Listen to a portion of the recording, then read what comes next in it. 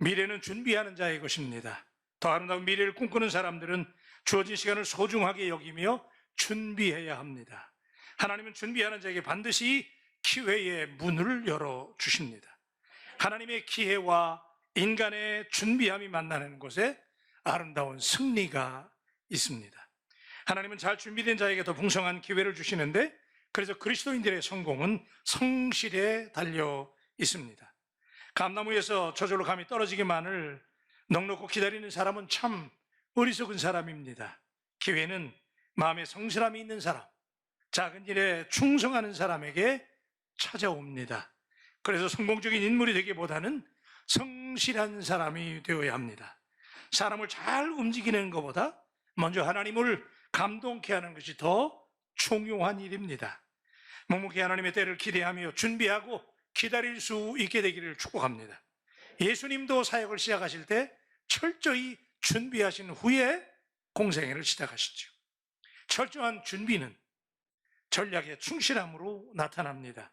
꿈과 비전을 이루기 위해서 치밀하게 전략을 세우고 준비해야 합니다. 준비하는 만큼 기회의 문은 열립니다. 작은 기회가 주어졌을지라도 최선을 다해서 일하십시오. 기회를 놓치지 마십시오. 기회의 문이 열렸을 때 그동안 준비했던 모든 것을 100% 쏟아 부을 수 있기를 바랍니다. 결코 쉬운 길을 선택하지 마십시오. 오늘 저는 느헤미야서의 두 번째 시간의 말씀을 함께 여러분과 나누려고 해요. 느헤미야가 고개 처참한 소식을 들었을 뿐인데 그의 마음속에 그것이 하나님의 소명이 되어 통곡하며 금식하며 기도했는데, 그 다음에 이어지는 스토리가 오늘 본문이에요. 느헤미야는 페르시아 제국의 수산공의 안락함을 던져버리고 대단히 위험한 모험의 삶을 선택합니다. 느헤미야가 술 맡은 관원장으로 황제 옆에 머물게 된 것은 그의 최종적인 목적이 아니었습니다. 무너진 예루살렘 성벽을 재건하게 하기 위해서 하나님께서 그를 그 자리에 있게 하신 것입니다. 그래서 그는 자신의 안락한 삶을 포기하고 예루살렘 성벽을 재건하기를 열망했습니다. 그런데 그 꿈이 이루어지기 위해서 그가 멍 때리고 앉아 있었던 것은 아닙니다. 그는 묵묵히 하나님의 때를 기다리며 간절히 하나님께 기도했습니다. 그리고 세밀하게 전략과 계획을 세우고 미래를 대비합니다. 불과 52일 만에 무너진 예루살렘 성벽을 재건하는 기적의 주인공이 될 수 있었습니다. 이렇듯이 잘 준비된 사역자의 미래는 아름답습니다. 준비되지 않은 인생에서 거둘 것은 엉겅퀴 뿐입니다. 기회가 주어지지 않음을 한탄하지 말고 준비되어 있지 않음을 한탄하십시오. 성실하게 준비된 자에게 하나님은 반드시, 살아계신 하나님은 반드시 기회를 주신다는 사실을 붙잡게 되기를 주님의 이름으로 축복합니다. 느헤미야가 가슴에 이식된 예루살렘 성벽 재건의 불타는 꿈을 어떻게 이루어가는지를 오늘 본문을 통해서 우리 함께 배우려고 합니다. 첫째는 기도하며 하나님의 때를 기다리라 라고 하는 것이지요. 여러분, 어느 날 유대인의 포로 3세인 느헤미야가 예루살렘을 다녀온 동생으로부터 예루살렘 성벽이 무너지고 포로에서 노임받은 자기 백성들이, 동족들이 가서 굉장히 어려움을 당한다고 하는 슬픈 소식을 듣고 그는 통곡하며 금식하며 기도하기를 시작하는데, 지금까지 새로운 사명이 그에게 주어지잖아요. 안락한 생활, 편안한 생활로 왕궁에 있었는데 하나님께서 그에게 네가 예루살렘 성벽을 재건할 수 있다라고 하나님이 그에게 사명을 주셨을 때, 그는 지금까지 건축에 대해서 생각조차 해본 적이 없었던 사람, 왕궁에서 술 맡은 관원장, 그런 사람이 자신의 고향으로 돌아가 예루살렘 성벽을 재건하고 하나님의 백성들로서의 정체성을 회복하게 하는 일이 자신에게 주어진 시대적인 소명인 것을 자각합니다. 여러분, 이처럼 어느 날 우리의 인생을 송두리째 뒤바꿀 엄청난 기회가 찾아올 수 있다는 사실 앞에서 저는 전율하게 됩니다. 그래서 삶의 여백의 순간순간을 하나님의 관점으로 숙연하게 들여다볼 필요가 우리에게 있습니다. 순간순간을 결코 가볍게 넘기지 마십시오. 느헤미야는 그 틈새에서 왜 자신이 왕의 술 맡은 관원장의 그 자리에 있어야 했는가를, 그 이유를 명확하게 발견했어요. 그 자리는 그가 이룩한 자리가 아니라 하나님이 놓아두셨던 사명의 자리였던 것입니다. 그래서 그는 그때부터 그 꿈이 이루어질 수 있는 그 하나님의 시간을 위해서 기다리고 기다리며 기도합니다. 그리고 드디어 기다리던 하나님의 시간, 제가 여러분에게 얘기했잖아요. 하나님께 기도하고 하나님의 시간을 기다리면 하나님의 시간은 반드시 찾아오게 되는 줄로 믿습니다. 그래서 오늘 본문은 이렇게 시작해요. 1절입니다. 아닥사스다 왕 제20년 니산월에 왕 앞에 포도주가 있기로 내가 그 포도주를 왕에게 드렸는데 이전에는 내가 왕 앞에서 수심이 없었더니. 이 구절을 생각하면서 우리가 이 구절에 등장하는 시차를 좀 정리할 필요가 있는데, 본문에 아닥사스 왕 제20년 니산월이라고 말씀을 하는데, 느헤미야 1장에서 예루살렘에 대한 슬픈 소식을 들었을 때가 같은 해 기스르월이라고 표기해요. 기스르월은 11월과 12월이에요. 그런데 오늘 본문은 어떻게 시작해요? 니산월에 그래요. 3, 4월입니다. 그러면 지금까지 느헤미야가 불타는 성벽 재건의 꿈을 품고 기도를 시작한 지 벌써 4개월이 지났음을 오늘 우리에게 알려주는 대목입니다. 예루살렘 성벽 재건에 대한 거룩한 부담의 무게를 짊어지고 지금까지 4개월 동안 느헤미야는 끈질기게 예루살렘을 그 회복을 위해서 기도하고 있었습니다. 그런데 이렇게 기도하고 있는데 기회는 오지 않았습니다. 하나님의 침묵은 계속되었고 하나님의 일은 조금도 진척될 기미가 보이지 않았습니다. 그래도 느헤미야는 자신이 하던 일을 신실하게 섬기며 묵묵히 하나님의 때가 오기만을 기다렸습니다. 예루살렘 성벽을 다시 재건하는 일은 사실상 불가능한 일입니다. 왜 그래요? 아닥사스 왕이 No! 재건하지 마! 그렇게 어명을 내린 일이기 때문에 그 당시에 왕이 한번 내린 명령은 다시 캔슬되거나 체인지되지 않잖아요. 사람의 힘으로 가능하지 않은 상황, 완전히 불가능한 상황. 그래도 느헤미야는 낙담하지 않고 희망을 품고 하나님의 때를 기다리며 기도했던 것입니다. 사랑하는 여러분, 느헤미야는 4개월 동안 기도했지만 아무런 변화도, 그렇게 간절히 하나님이 사명을 주셔서 그렇게 기도했는데 아무런 변화가 없어요. 그러나 느헤미야는 그래도 묵묵히 기다리고 기도하면서 자신이 맡은 일을 묵묵히 충실히 수행해요. 그런데 드디어 하나님이 개입하시는 사건이 발생합니다. 하나님의 시간이 된 것입니다. 여러분이 기다리시면, 참고 기다리시고 약속을 이루신 하나님을 믿음으로 신뢰하면 하나님은 반드시 하나님의 때에 하나님을 만나게 하실 수 있는 줄로 믿습니다. 반드시 그때가 오지요. 그래서 오늘 말씀에 보니까 느헤미야가 왕 앞에 나가서 포도주를 드리는 연회 장면으로 시작을 해요. 그는 지금까지 왕 앞에 나설 때마다 얼굴에 수심이 있었던 적이 없어요. 언제나 그는 표정 관리에 신중했습니다. 누구라도 왕 앞에 나서는 신하들은 왕 앞에서 개인의 감정을 노출할 수는 없습니다. 그죠? 굉장히 위험한 일이에요. 황제 앞에 나갈 때 신하들은 언제나 찝찝해도 웃어야 되는 거예요. 응? 여러분 한번 웃으십시다. 여러분 그 모습으로 나가는 거예요. 그렇게 왕에게 나갔단 말이에요. 그런데 그날 그의 표정은 여느 날과 달리 굉장히 수심이 가득했어요. 2절입니다. 왕이 내게 이르시되 내가 병이 없거늘 어찌하여 얼굴에 수심이 있느냐 이는 필연 내 마음에 근심이 있음이로다 하더라. 그때 내가 크게 두려워하여. 이거는 대단히 위험한 일이에요. 여러분 왕 앞에 나갈 때 신하가 왕 앞에서 인상을 쓰고 나간다, 개인의 감정을 노출한다라고 하는 것은 이때 당시에 죽음도 가능한 일이에요. 감히, 그죠?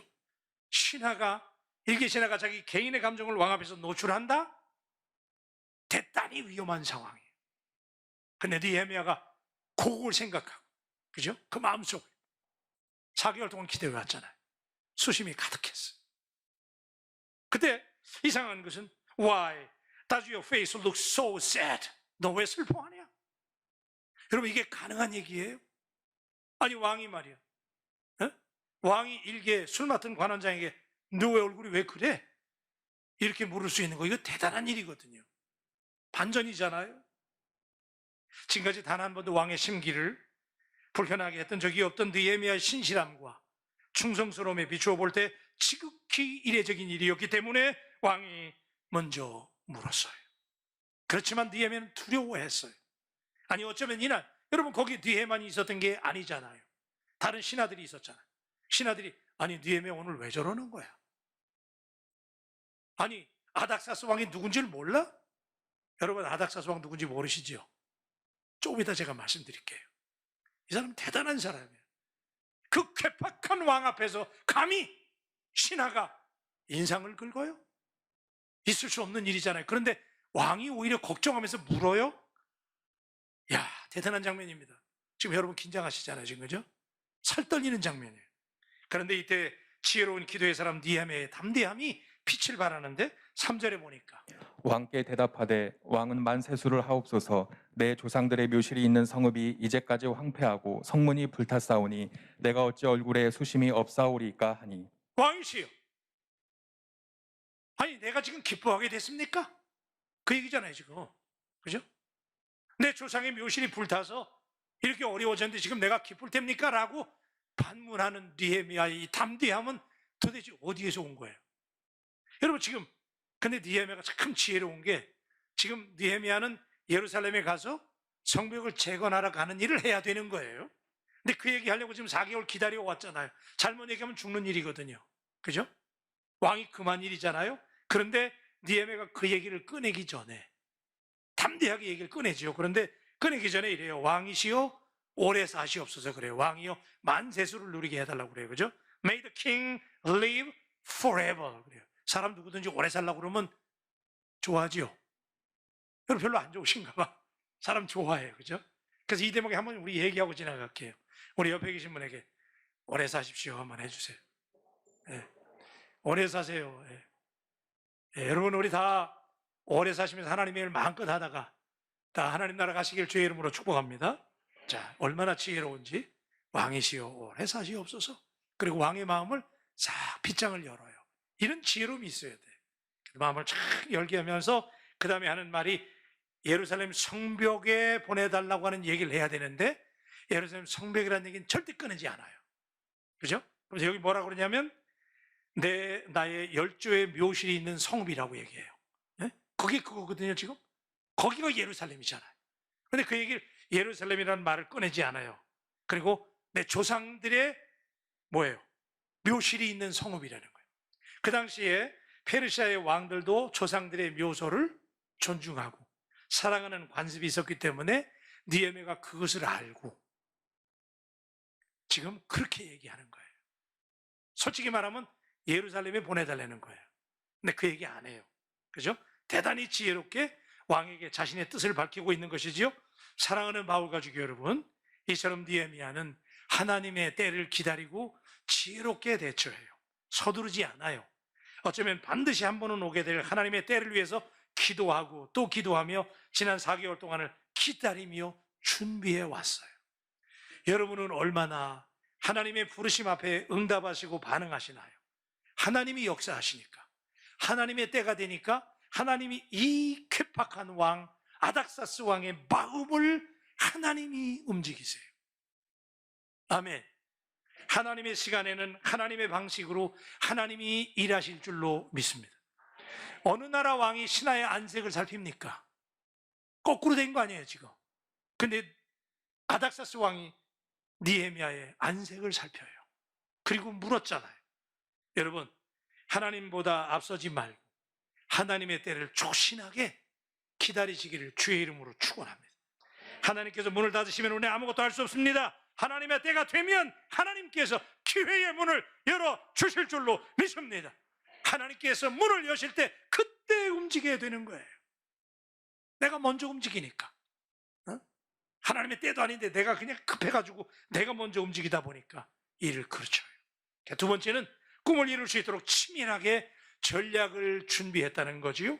왜 얼굴에 수심이 가득하냐? 반전이에요. 왕이 신하의 안색을 살피고 묻잖아요. 그때 이렇게 얘기해야 되잖아요. 전하, 죄송합니다. 아닙니다. 괜찮습니다. 그래야 되잖아요, 지금. 그죠? 그렇게 동의가 되시면 끄덕거려 주세요. 그래야 되는 거 아니에요, 지금. 그런데 지금 니헤미야가 뭐라는 거예요? 왕이요, 지금 내가 기쁘게 됐습니까? 아니, 이게 지금 할 말이에요, 왕 앞에? 니헤미야의 담대함은 도대체 어디에서 온 거예요?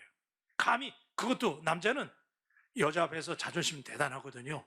근데 여기 본문에 보니까 황후하고 같이 앉아있다고 적어 있어. 자존심 상하는 순간이거든요. 근데 이 상황에서 니헤미야가 항변하잖아요. 여러분, 기립해 있는 모든 문무백관들이 살떨리는 순간이에요. 아닥사스 왕이 어떤 인물인지를 알면 여러분들 놀라실 거예요. 근데 놀랍게도 4절에 보니까 아닥사스 왕이 또 반전이에요. 또 이렇게 말하는 거예요. 4절. 왕이 내게 이르시되 그러면 내가 무엇을 원하느냐 하시기로 내가 곧 하늘의 하나님께 묵도하고 What would you request me? 너 내게 그럼 뭘 원하는 거야? 이게 여러분 지금 말이 되는 장면입니까? 응? 점입가경이잖아요. 아니 왕이 지금 여봐라 저놈을 하옥해라 그래야 되잖아요. 그런데 지금 뭐 하는 거예요 지금 왕이? 야 느헤미야 그럼 너 도대체 내게 뭘 바라는 거야 지금 이러잖아요. 그죠? 여러분 지금 누가 일하시는 거예요? 거기에 대답하세요. 누구예요? 하나님이잖아요. 우리가 믿는 하나님 이런 하나님이에요. 왜 그런지 아세요? 이 아닥사스 왕은 부친이 아하수에로 왕이에요. 에스더 얘기 날 때 나오죠? 근데 이 아하수에로 왕이 신하들에게 살해를 당한 후에 왕이 오른 인물이기 때문에 이 아닥사스 왕은 굉장히 괴팍했어요. 아버지가 살해당했잖아요. 그러다 보니까 왕위를 계승한 아들이었기 때문에 성격이 보통이 아니야. 늘 불안해. 안정되지 않은 왕이에요. 그러니까 말 한마디에 사람을 죽이고 살리는 아주 괴팍한 왕인데 심지어는 이때 당시에 역사가들이 일반 역사에서 이 아닥사스 왕을 어떻게 평가하냐면 그는 차라리 왕이 되지 않았으면 나을 뻔했던 인물이라고. 그 정도로 폭군이었어요. 이제 이 장면이 얼마나 두려운 장면인지 아세요? 이런 폭군 앞에 나가서 느헤미야가 도대체 왜 하나님께서 지혜를 주시고 담대하게 하셔서 항변하잖아요. 그때 놀랍게도 왕이 그럼 너 도대체 내게 뭘 원하는 거야? 하나님께서 지금 역사하시는 줄로 믿습니다. 예, 기가 막힌 기회가 온 거예요. 그죠? 너 내게 뭘 원하느냐? 지금 느헤미야는 이것 때문에 기도해 왔잖아요. 4개월 동안. 어디로 보내달라고? 여러분 대답하세요. 어디로? 예루살렘으로. 그죠? 이것 때문에 기도해 온 거란 말이에요. 이 왕 앞에 도대체 어떻게 얘기해야 되냔 말이에요. 그래서 그때 자기 얘기 하는데요. 그 얘기하기 전에 느헤미야가 아까 말씀해 보니까 내가 곧 하늘의 하나님께 묵도하고 그래요. 여러분 이거 대단한 거 아니에요? 지금 이 상황에서 기회가 왔잖아요. 그러면 얼른 자기 얘기해야 되는데 느헤미야는 자기 얘기 꺼내지 않아요. 그리고 먼저 하나님 앞에 그 상황, 그 살떨리는 상황에서 하나님께 묵도해요. 그리고 5절에 이렇게 얘기해요. 왕에게 아르되 왕이 만일 좋게 여기시고 종이 왕의 목전에서 은혜를 얻었사오면 나를 유다 땅 나의 조상들의 묘실이 있는 성읍에 보내어 그 성을 건축하게 하옵소서 하였는데 왕이시여 지금 나를 예루살렘에 보내주시옵소서라고 얘기해야 되는데 그렇게 얘기하지 않아요. 얼마나 지혜롭습니까? 그죠? 왕의 묘실이 있는 성읍에 보내달라는 거예요. 근데 여러분 이게 얼마나 황당한 얘기냐면 지금 왕이 느헤미야를 너무너무 믿었잖아요. 그죠? 그러니까 그에게 술 맡던 관원장이라고 하는 자기 생명을 맡겼잖아요. 그런데 그런 사람이 그 일은 하지 않고 자기가 그 말하고 그랬잖아요. 성벽 중단. 그런데 그 일을 하겠다고 느헤미야가 가겠다는 거예요.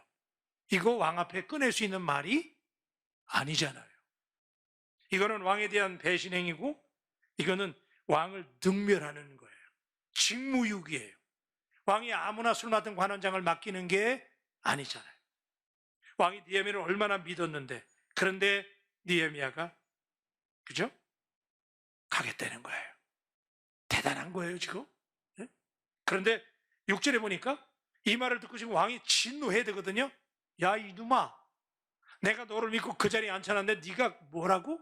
네가 예루살렘을 가겠다는 거야? 이놈아 해야 되잖아요. 근데 6절에 보니까 왕이 예상 밖에 이렇게 리스폰스해요.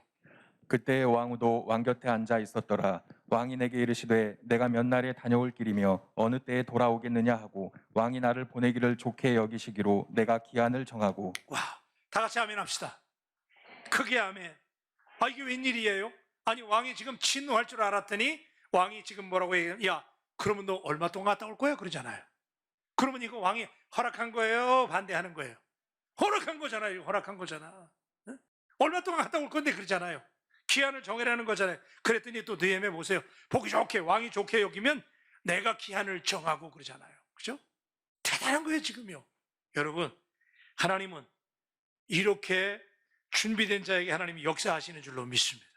지금 여러분 이 장면을 보면서 그냥 지나가면 안 돼요. 느헤미야가 철저하게 준비해 온 거예요. 어떻게 왕을 감동시킬까? 어떻게 왕에게 내가 말을 할까? 4개월 동안 철저하게 전략을 수립하고 준비해 왔어요. 그랬더니 하나님께서 보이지 않는 손을 통해서 지금 왕의 마음을 만지시고 하나님이 움직이시는 줄로 믿습니다. 이게 하나님이 하시는 일이에요. 그래서 이 반전의 상황 가운데 이 괴팍한 왕이 이렇게 느헤미야에게 뭘 원하는고 라고 말했을 때 느헤미야가 두 가지를 얘기해요. 강 서쪽에 있는 총독들에게 조서를 내려서 유다까지 자신이 무사히 통과할 수 있게 해달라고 요청해요. 이 느헤미야의 정적들이 많았던 것 같아. 다시 예루살렘 땅에 간다고 그러니까 방해하는 세력이 많을 것 같으니까 왕에게 무사히 통과하도록 조서를 내려달라. 그리고 두 번째는 난 이 얘기 듣고 깜짝 놀랐어요. 아니 지금 예루살렘 성벽을 재건하러 가는데 페르시아하고 아무런 상관이 없어요. 그런데도 그 성벽을 재건하는 일의 제목들을, 그죠? 건축 자재를 공급해 달라는 거예요. 여러분 얼마나 담대합니까? 그죠? 여러분 이 얘기가 지금 그냥 튀어나오는 게 아니잖아요. 지난 4개월 동안 느헤미야가 뭐 했다고요? 철저하게 준비했다는 거예요. 여러분 준비하는 바울교회가 되시기를 주님의 이름으로 축복합니다. 하나님은 복을 주십니다. 하나님의 기회가 분명히 오는데 문제는 많은 젊은이들이 그래요. 내게 꿈을 달래, 비전을 달래. 그래서 하나님이 비전 주시고 꿈 주세요. 가슴이 뜨거워져요. 근데 문제는 하나님이 쓰시려고 나중에 딱 들어 쓰려고 그러는데 보니까 준비가 안 됐네. 여러분 하나님 그냥 하시는 게 아니잖아요. 여러분 하나님이 역사하실 때는 우리 하나님께서 반드시 여러분이 준비된 만큼, 그죠? 예비된 만큼 미래는 여러분의 것이 될 줄로 믿습니다. 하나님은 준비되는 만큼. 네? 여러분 답답하시지요? 빨리 이루어지길 바라시지요? 그런데 하나님은 오늘 우리에게 말씀하시는 거예요. 준비하고 전략을 세우고. 누군가 남편을 아내를 전도하려고 그러시는 분들 있잖아요. 급하지 마세요. 하나님의 시간 따라하십시다. 하나님의 시간. 반드시 그 시간은 오게 될 줄로 믿습니다. 준비해야 돼. 내가 철저하게 지혜롭게 말하고 전략을 수립하고, 그래서 하나님께서 때가 되면 그래 내가 너 들었을게 했을 때 yes sir 그리고 하나님이 딱 보시고 완벽하게 준비됐네. 그때 하나님이 쓰시는 거예요. 세 번째는 하나님은 그러므로 준비된 자에게 은혜를 베푸신다는 말씀이지요. 느헤미야가 이런 기적을 체험하니까 얼마나 감동됐는지 8절 하반절에 보니까 이렇게 말합니다. 내 하나님의 선하신 손이 나를 도움으로 왕이 허락하고. 느헤미야가 고백하는 거잖아요. 그죠? 하나님의 선하신 손이 나를 도움으로 왕이 허락했다는 거예요. 여러분 우리가 이루는 일 내가 하는 것 같지만 내가 하는 거 아니에요. 하나님이 이루신 일인 줄로 믿습니다. 지금까지 내가 살아온 모든 은혜가 하나님의 은혜요. 하나님이 하신 일이에요. 느헤미야가 지금 고백하잖아요. 하나님의 선하신 손이 나를 도왔다는 거예요. 여러분도 그렇게 고백할 수 있게 되기를 주님의 이름으로 축원합니다. 하나님이 도우시는 거예요. 네. 하나님이 도우시면 한 방입니다. 한 방. 여러분 오늘 말씀이 기가 막힌 얘기가 있어요. 느헤미야가 하나님께서 이렇게 도와주시니까 왕의 마음이 움직이잖아요. 왕이 얼마나 감동을 받았는지 여러분 9절에 보니까 이렇게 말해요. 군대 장관과 마병을 보내어 나와 함께하게 하시기로 내가 강 서쪽에 있는 총독들에게 이르러 왕의 조서를 전하였더니. 와, 여러분 이거 무슨 얘기예요? 지금 예루살렘에 보내달라고, 그죠? 성벽을 재건하러 가야 되잖아. 그리고 왕에게 요구사항을 얘기하고 치밀하게 전략을 얘기했어요. 근데 왕이 바라지도 않은 일이잖아요. 이거는요, 군대 장관과 마병까지 보내주는 거야. 이럴 때는 아멘을 해야 되는데 아멘 이거 얘기한 적 없잖아요. 그런데 왕이 말이지, 하나님이 그의 마음을 움직이니까 교회의 문을 열어주시니까 막 축복이 보너스로 붙는 거예요 지금. 아멘하는 분은 여러분에게 축복이 보너스로 붙게 될 줄로 믿습니다. 야, 감동적인 일이에요. 그죠? 전혀 요청한 적이 없어요. 근데 왕이 마병까지 가라, 그죠? 군대까지 보내면서 장관까지 보내면서 느헤미야를 보호하잖아요. 여러분 이게 하나님의 때에 준비된 사람에게 하나님이 베푸시는 은혜인 줄로 믿습니다. 여러분 세상에 쉬운 일 없습니다. 하나님이 부르신 사명자의 길도 결코 녹록하지 않습니다. 고속도로를 달리는 일 애시당초 생각하지 마세요. 꿈이 크면 어려움의 그림자는 더 클 수 있습니다. 느헤미야는 혼자서 그 일을 절대로 할 수 없었어요. 근데 하나님이 은혜를 부어주셔. 여러분 이번에 우리 느헤미야 프로젝트 하는 동안 하나님 우리 바울교회 은혜를 쏟아부어 주시기를 주의 이름으로 축원합니다. 사랑하는 바울 가족 여러분, 꿈을 이루기 위해서, 우리 바울교회 하나님이 주신 비전을 이루기 위해서 철저하게 기도하고 준비하고 땀을 흘리고 글로벌 시대에 맞는 교회로, 성도로 쓰임받게 되기를 축복합니다.